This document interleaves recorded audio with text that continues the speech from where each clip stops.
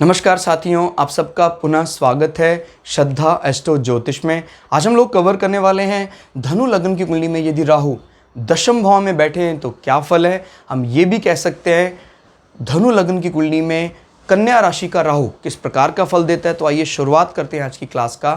प्रथम भाव या लग्न से गिनते हैं एंटी क्लॉकवाइज तो ये आता है दशम भाव, 10वां भाव।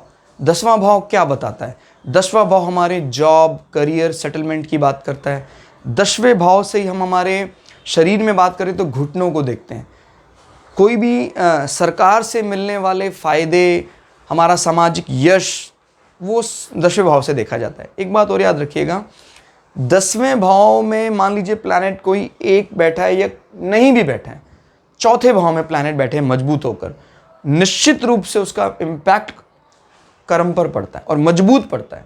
एक प्रकार से कहा जाता है ये दोनों हाउसेस कुंडली की एक प्रकार से आत्मा है, क्योंकि हम कर्म के बिना हमारा क्या है, हम हाथ पर हाथ रखकर नहीं बैठ सकते हैं।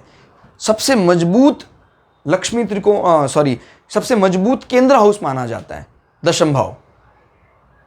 तो दशम भाव में कई ग्रहों का दृष्टि डालना आपके कार्य को मल्टी टैलेंटेड बनाता है। आप कई कार्य क्षेत्र में आप लोगों को दिशा दिखाने वाले हो सकते हैं। क्लियर होगा? मल्टी ओरिएंटेड बना सकता है आपको। और इस प्रकार का जो कॉम्बिनेशन बनता है ये अच्छा माना जाता है कन्या राशि में राहु।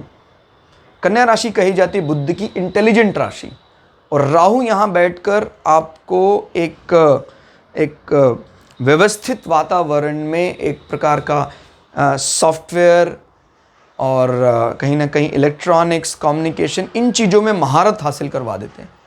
कोई भी आप बुद्ध यहाँ पर बैठेगा तो अच्छा ही माना जाएगा, खराब नहीं माना जाएगा। तो बुद्ध और राहु यहाँ पर बैठकर ये बात बताते हैं कि भाई आपका कर्म क्षेत्र बड़ा मजबूत है।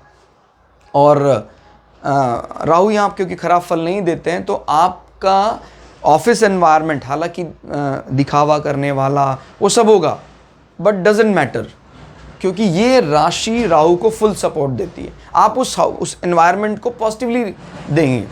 और राहु क्योंकि आजकल का प्लैनेट माना जाता है, तो इस प्रकार के अच्छे कॉम्बिनेशन में आकर वो चीज़ों को मॉडर्नाइज करता है। गैजेट्स और इन सब चीज़ों के अच्छे जानकार लोगों के बीच आप रहते हैं, जो आपका कार्य क्षेत्र है। सोसाइटी में आपके जो मतलब अपर लोगों के साथ संबंध है वो तुरंत पूरे हो जाते हैं।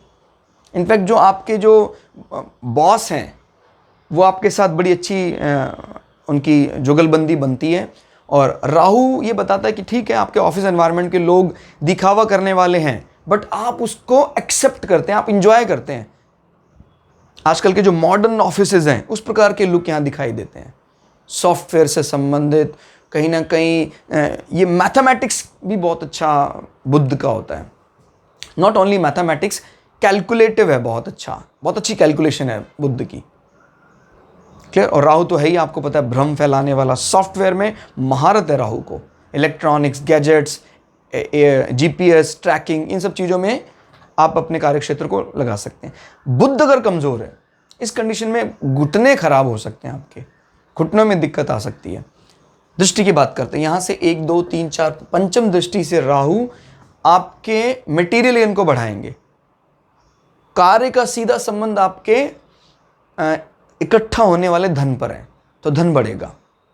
लेकिन आपके जो कुटुंबी लोग हैं उनका जो मतलब प्रेम करने का तरीका है, वो समाज उसको अच्छा नहीं मानेंगे, रूड माने जाएंगे ज़्यादा, कि भाई ये तो ज़्यादा गुस्सैल प्रवृत्ति के लोग हैं। जब आपके कुटुंबी इकट्ठे होते हैं, दिखावा भी है और थोड़ा सा एग्रेशन भी, बिकॉज ये राशि प्रिय किसको है? मंगल को, कमांडर इन चीफ।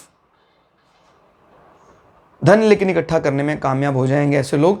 बोलचाल में भी ज़्यादा अच्छे नहीं माने, मतलब अगर तो शनि मजबूत है तो ठीक है, अपनी वाणी का इस्तेमाल करके कमा लेते हैं लोग, कमा भी लेते हैं और लोगों को इंप्रेस भी करते हैं। बट राहु का यहाँ बैठना या दृष्टि मारना आपकी जो आध्यात्म को डिलीवर करने की ताकत है कम। याद रखिएगा, वाणी इन दोनों भाव से देखी जाती है।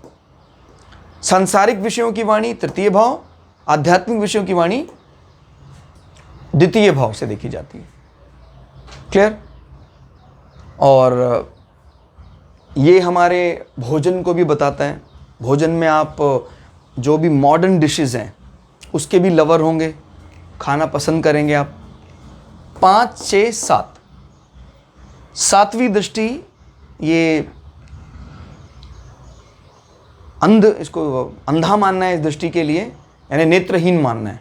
राहु और केतु को सातवीं दृष्टि के लिए हम नेत्रहीन मानेंगे। कई ग्रंथों में ऐसा लिखा है भी राहु और केतु नेत्रहीन, वो किस दृष्टि के लिए वो आपको समझना जरूरी है। सातवीं दृष्टि के लिए, क्योंकि अगर सातवीं दृष्टि यहाँ लगाते हैं तो खराब दृष्टि हो जाएगी ये।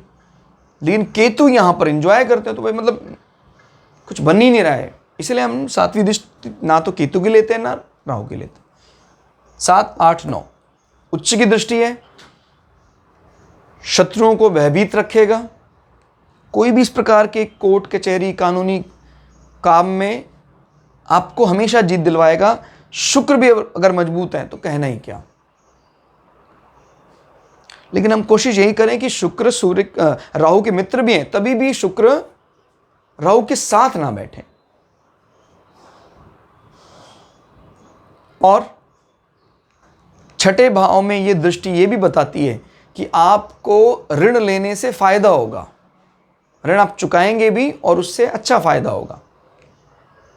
बीमारियां परेशान नहीं करेंगी, लेकिन अगर शुक्र कमजोर है तो फिर किडनी से संबंधित इशू हो सकते हैं।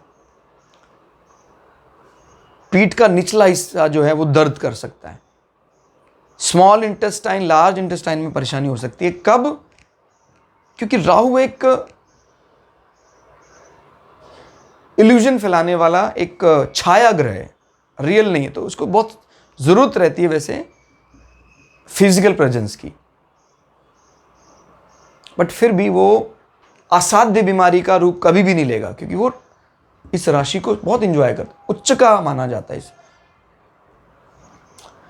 तो कुल मिला के 10वें भाव में राहु यहां अच्छा फल देंगे। क्लास आपको कैसी लगी कमेंट करके जरूर बताइएगा। मिलते हैं अगली क्लास में, तब तक के लिए जय श्री भगु पराशरा, जय श्री शुक्राचार्य, नमस्कार।